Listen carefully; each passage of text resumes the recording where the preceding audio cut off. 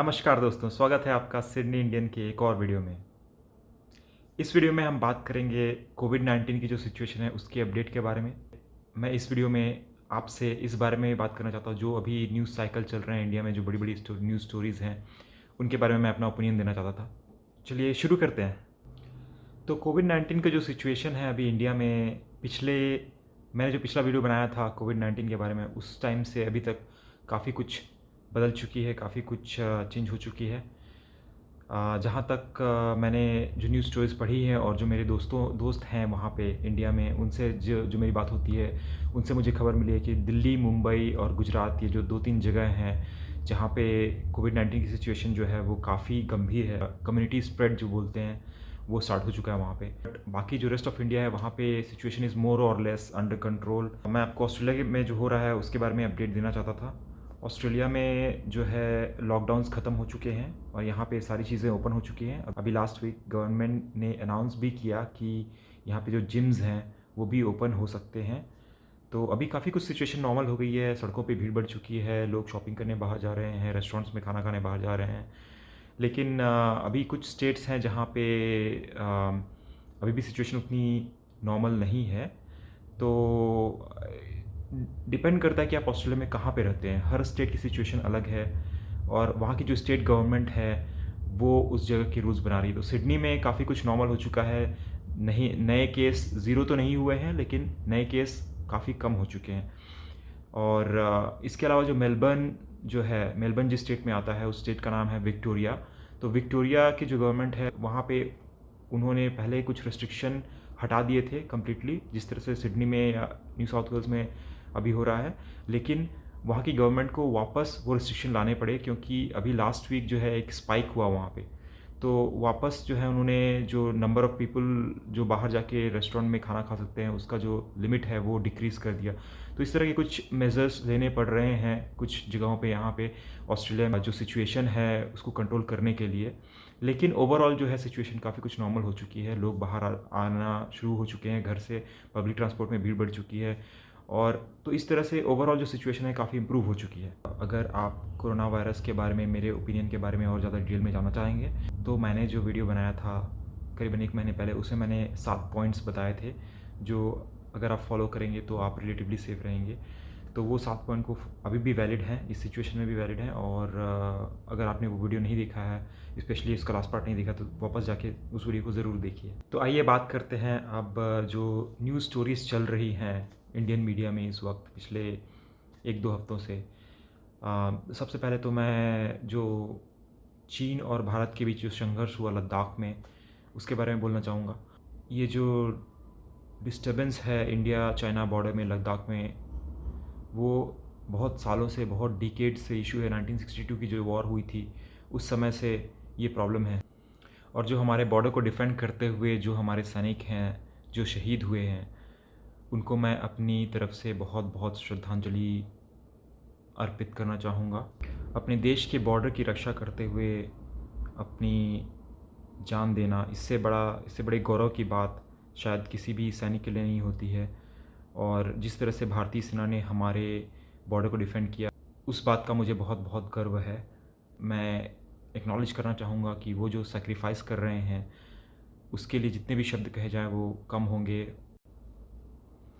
एक और चीज़ जो अभी चल रही है, नेपाल और भारत के बीच में जो डिस्प्यूटेड टेरिटरीज़ हैं उनको लेके जो डिस्प्यूट चल रहा है। और नेपाल की गवर्नमेंट ने जो अभी नया नक्शा अप्रूव किया नेपाल का, जिसमें उन डिस्प्यूटेड टेरिटरीज़ को नेपाल के हिस्से में दिखाया गया है।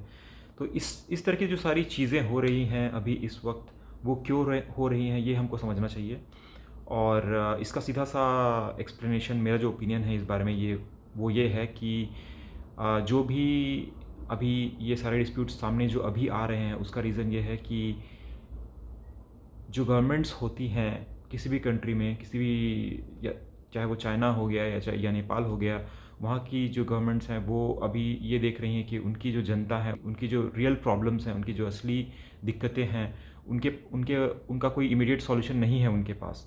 और गवर्नमेंट्स को किसी तरह से उनका जो अटेंशन है वो डाइवर्ट करना है, ठीक है, जो रियल इश्यूज़ हैं उनसे हटा के इस तरह की जो चीज़ें जो अभी रियली में मैटर नहीं करती हैं इस वक्त, जब पूरी दुनिया कोरोना वायरस जैसी महामारी से जूझ रही है, उससे रिलेटेड जो भी इकोनॉमिक डाउनटर्न आने वाला है, अभी बहुत बड़ा रिसेशन आने वाला है पूरी दुनिया भर में, उससे जूझ रही है।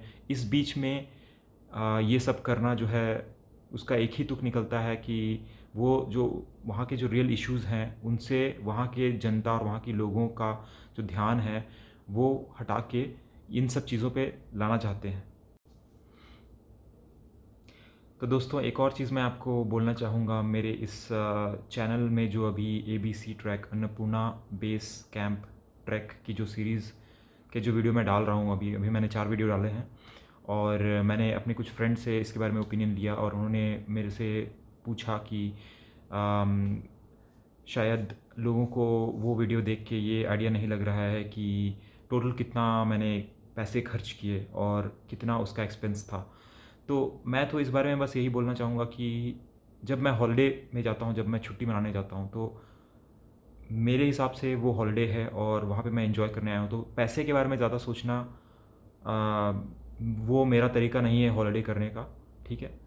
और वो क्यों नहीं है, वो मैं आपको धीरे-धीरे, जैसे ये चैनल बढ़ेगा, मैं आपको और भी डिटेल बताता जाऊँगा कि किस तरह से मैंने ये सब मैनेज किया और क्या हुआ। बट फिर भी आपकी इन्फॉर्मेशन के लिए मैं आपको बता देता हूँ कि जो मेरा जो टूर था, उसके सारे खर्चे करीबन आए 75,000 रुपीज़, 75,000 रुपये, जो 12 से 14 दिन का जो मेरा ट्रिप था पूरा नेपाल में, जो मैंने टाइम स्पेंड किया अन्नपूर्णा बेस कैंप वहाँ तक जाने में और वापस आने में।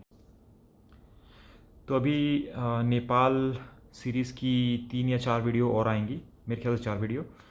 मैं आपको रिकमेंड करूँगा कि आप ज़रूर देखें ये जो आगे आने वाली 4 वीडियोज़ हैं, क्योंकि जो अन्नपूर्णा बेस कैंप का जो हाइट है 4200 मीटर, जो अभी न्यूज़ में आपने सुना होगा, जो इंडिया और चाइना के सोल्जर्स के बीच में जो झड़प हुई थी पिछले वीक, जिसमें 20 भारतीय सोल्जर्स की जान गई है, वो झड़प जो हुई थी, वो जो कॉन्फ्लिक्ट हुआ था, वो करीबन 4200 मीटर की हाइट पे हुआ था। और अन्नपूर्णा बेस कैंप जहाँ पे मैं गया था, उस जगह की हाइट भी करीबन सी लेवल से 4200 मीटर है। तो आपको इस सीरीज़ के अंत तक आपको ये आइडिया लग जाएगा कि वहाँ तक की चढ़ाई कितनी टफ़ है और किस तरह के लैंडस्केप से आप गुज़रते हैं, वहाँ पे पहुँच के आपको किस तरह की एक्सपीरियंसेस होते हैं। तो अगर आपको ये जानना है तो ज़रूर देखिए मेरे जो अगले 4 सीरीज़ के एपिसोड्स आने वाले हैं अन्नपूर्णा बेस कैंप ट्रैक के। दोस्तों, इस वीडियो को अंत तक देखने के लिए आपका बहुत बहुत धन्यवाद। अगर आपको ये वीडियो पसंद आया तो प्लीज़ लाइक, शेयर और कमेंट करें। और अगर आप चाहते हैं कि मैं आपके लिए इस तरह की वीडियो लाता रहूं तो इस चैनल को ज़रूर सब्सक्राइब करें।